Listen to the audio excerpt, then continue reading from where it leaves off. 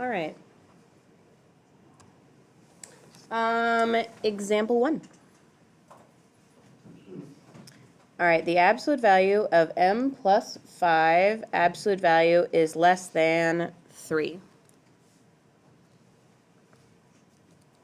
All right, so for those of you who remember doing absolute value problems, which is the kind where you split it into 2 problems, anybody remember the difference between the 2 problems? Connor. Yes, which part's negative and positive? Is it that 5, the m, or the 3? It's the 3. So it's that answer on the right, the answer that's across from the variable that changes. So the first one will be m plus 5 is less than 3. So it looks just like the original one did. And the second one will look like m plus 5. And I want you to imagine right now like we're multiplying this 3 by a negative 1. And if you multiply something by a negative, what do you do with the sign? Flip it. So the difference here is that the second one will be the opposite sign, whatever it is. It'll be negative if it's positive, and the sign will switch. Okay, and then we solve them separately. Yeah? So you have to flip it even if you don't, like, I'm confused. So here, it's like the absolute value of this stuff inside could be less than 3. So think about like this stuff in here is just a number, and that number has to be less than 3. That's from 3 to 0, right? But then also, the absolute value of that stuff has to be smaller than negative 3. So that's like the distance between 0 and negative 3, which means that it has to be greater than negative 3, bigger, okay? All right, so how do I get rid of the plus 5? Minus 5 on both sides.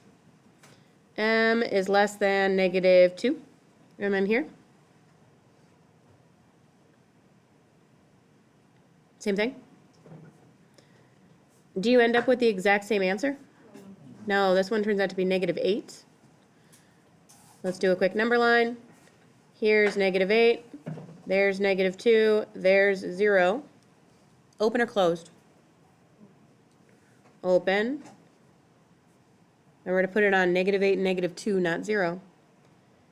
And then less than negative 2 and greater than negative 8. So where should I draw my stuff? Yep, they should go in between them. Because greater than negative 8 is smaller than negative 2. Yep? Isn't it what if that 3 is like already negative, that is like the solution? Yes. And we'll talk about that in just a minute. How are you feeling about this? This not that challenging? Feel fine? Great. Example 2. This one you're going to win a prize for. I've got bouncy balls. I've got pop-it bracelets. And I've got a variety of bugs. And I think there's a crocodile up there and a snake. All right. Try this one with your partner. The absolute value of 2m minus 9. Absolute value. Make sure these absolute values are different enough. Everybody look up. Make sure that it doesn't look like a 12 right now or a 91. Those absolute values need to be different enough that you know what they are. Is greater than 13. First thing you're going to do is split it apart into 2 problems. Talk to your partner. If you absolutely hate talking to your partner, confirm that your answer with them is correct.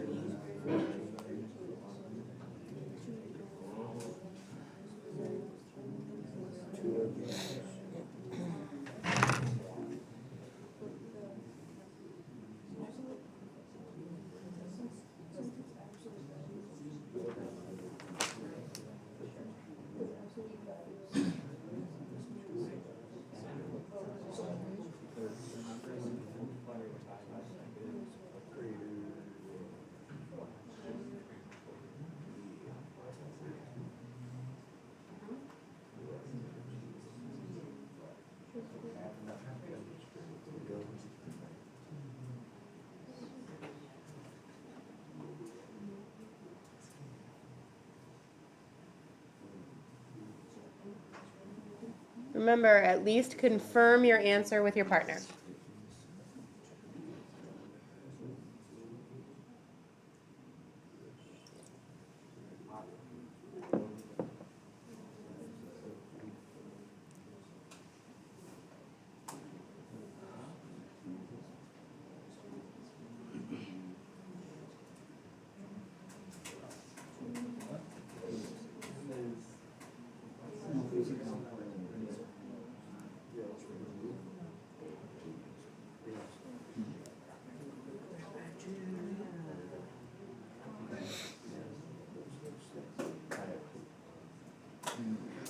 Yeah.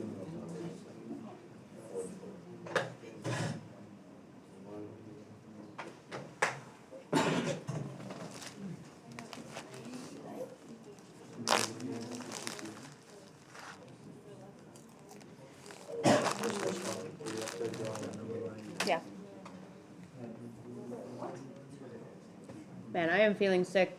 Anybody else like sore throat, congestion right now? Snow mold. It's what? Snow mold. Oh yeah? What's that? What? Snow Melts mold. between the grass and the snow, mold builds up. Hmm. You're saying it gets into the air and gets everybody Real sick? thing. Everyone's sick right now. I'm not sick. I'm not even kidding. I'm not sick. Then he's not allergic to it. No, I believe it's real. I've just never heard of it before. No, not slow mold. No. I am allergic to a lot of things. You get like allergies and sprays. I'm allergic to grass. Are you allergic to peanuts? No, not like any deathly allergy. More like all the congestion, like grass, hay, that kind of stuff. Peanuts. You're allergic to grass? Yeah, you guys like lots of people have allergies in the spring. Oh, like, Yeah, like when yeah. I was like, you can't touch it. No, I can touch it. Okay. So when I look up snow mold, that is a thing, but the funny thing is that first it's all of these things that are like molds where you can put snow in and play with it outside. You see what I mean? So I'm like, gotta scroll past the 1,000 of those Oh, yeah. to get there. All right, you guys ready? All right, the answer is m is greater than 11 and m is less than -2. That's an open circle on -2 and 11, and the arrows are going out. Talk to your partner, decide if you want to come up here. Prizes. Hands up.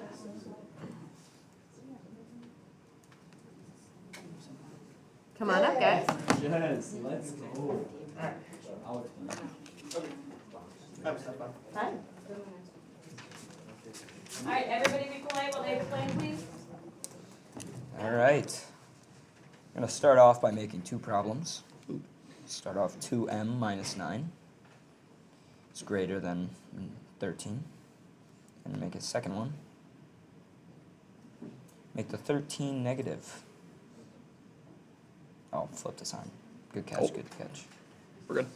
Okay, now, first up, we're going to start off with the left one, and we're going to add 9.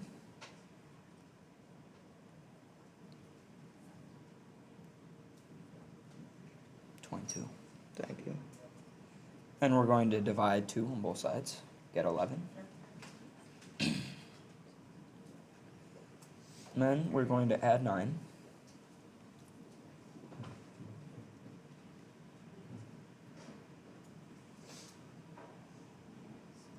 Divide by 2,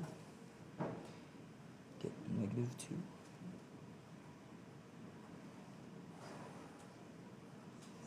Then it's going to be an open dot on both, facing outwards.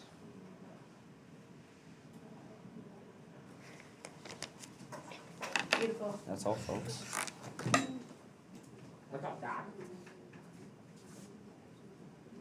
No, because it's everything inside the answer after the absolute value. Didn't happen. So that's why. Good question. If it was the absolute value, you'll say, yes. Nice job, guys. Can you try prizes? Okay. All right, example 3, last one we're doing. Unless you guys wanted to do a whole bunch more. No, I'm good. Let's look. All right. Here we go.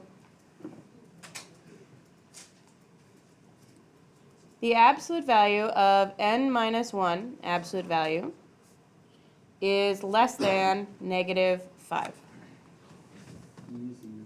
All right, now, I'm going to tell you right now, the answer to this problem is no solution. Now, I'm going to give a prize to the person. I'm going to give you a second to think. I need somebody to raise their hand and tell me why. Why is it that the absolute value of n minus 1 less than -5 is not possible. Think about it hard. 1, 2, 3, 4, 5. 2.